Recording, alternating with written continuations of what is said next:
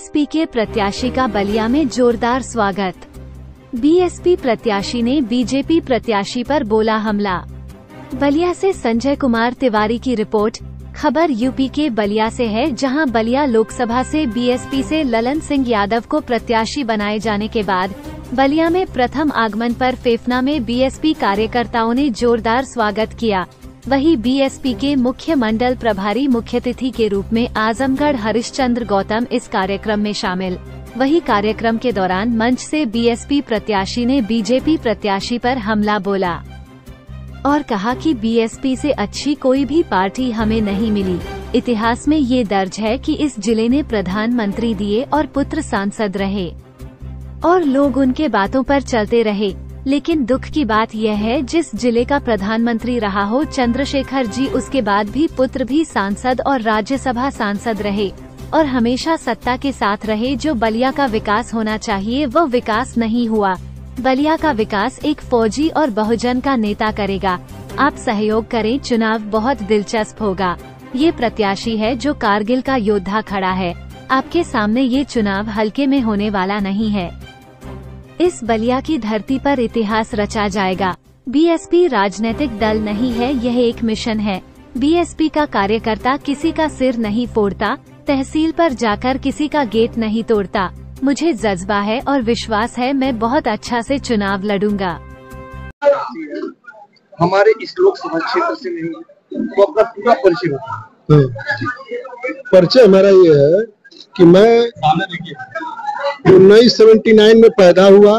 पैदा होने के बाद इंटर तक शिक्षा हासिल की और उसके बाद शिक्षा हासिल करने में सेना में भर्ती हो गया। 2010 में सेवानिवृत्त हुआ। उसके बाद राजनीति, ठीक है, शुरू से ही जब मैं सेना में नौकरी करने गया तब से राजनीति करने का मेरा शौक। लेकिन पारिवारिक स्थितियां ऐसी थी कि आदमी जो है नौकरी के लिए चला गया। जब आए तो जितने राजनीतिक पार्टियां थी, ठीक है, उसमें बहुजन समाज पार्टी जो है हमको बहुत अच्छी पार्टी लगी, मिशनरी पार्टी लगी, जो मतलब कि शोषित समाज, दबे कुचलों की आवाज उठाती। और बहन कुमार मायावती जी की हमकी नीतियों पर विश्वास हुआ, बहुजन समाज पार्टी ज्वाइन की। उसके बाद 17 में हमने टिकट मांगा था। 17 में दुर्भाग्यवश बहन जी का पूर्ण रूप से आशीर्वाद नहीं मिल पाया। उसके बाद लगे रहे और उसका परिणाम हुआ कि बहन जी ने आशीर्वाद दिया और कहा जाके बलिया लोकसभा लड़ो। आपको बहुजन समाजवादी पार्टी में सबसे अच्छा क्या लगा? बहुजन समाज पार्टी का सबसे अच्छा ये है, ये जान लीजिए कि सबसे दबे कुचले शोषितों की आवाज ही बहुजन समाज पार्टी उठाती है। और हकीकत अगर पूछिए तो यह एक राजनीतिक दल नहीं है, यह एक मिशन है। तो दबे कुचले पिछड़े और सर्व समाज को लेकर के सारे समाज में दबे कुचले पिछड़े लोगों का आवाज उठाती रही शुरू से। आपने देखा होगा कभी बहुजन समाज पार्टी का कार्यकर्ता किसी का जाकर सर नहीं फोड़ता, कहीं जाकर तहसील पर किसी का गेट नहीं तोड़ता, शांति से। आपका मतलब कि अपने कैरियर में चुनाव लड़ने का कोई अनुभव है? नहीं, देखिए, अनुभव नहीं है, मैं लड़ा तो हूं नहीं, लेकिन जज्बा है और विश्वास है कि मैं बहुत अच्छा चुनाव लड़ूं। 17 में आपने विधानसभा का टिकट मांगा? हाँ, मांगा। 19 में लोकसभा का चुनाव हुआ, हाँ, वह गठबंधन में हुआ। हाँ, 19 में सपा और बसपा साथ लड़े। उस समय यह सपा के पाले में सीट थी। अब 2024 में सीधे सीधे आप अकेले लड़ रहे हैं। हाँ। सपा भी मैदान में है, भाजपा भी मैदान में है और आप भी हैं। सबसे बड़ा सवाल है कि भारत सरकार के पूर्व प्रधानमंत्री श्री चंद्रशेखर के पुत्र नीरज शेखर भी मैदान में, तो आप कैसे फाइट करेंगे? सबसे बड़ी चीज बता दे रहा हूं आपको, इसी बात का तो तरस आ रहा है। बलिया जो है, बागी बलिया, ठीक है, क्रांतिकारियों की धरती रही है और माननीय चंद्रशेखर जी प्रधानमंत्री थे, उनके लड़के कंटिन्यू, और यहाँ के लोगों ने, बलिया के प्रिय जनता ने, सम्मानित जनता ने उनको हमेशा सम्मान दिया।